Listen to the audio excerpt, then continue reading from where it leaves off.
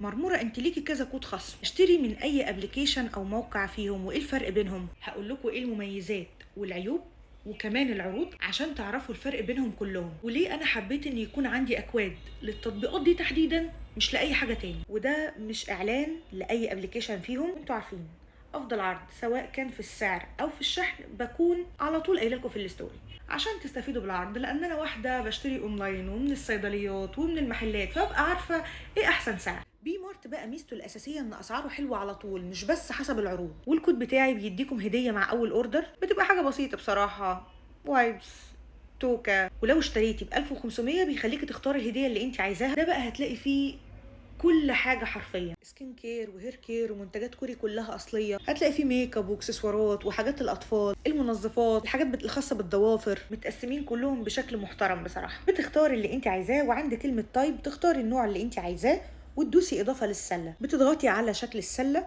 هتفتح معاكي، وبتحطي البرومو كود بتاعي وبتدوسي على كلمه دفع وتملي بياناتك وتشوفي بقى التفاصيل وتمن الشحن.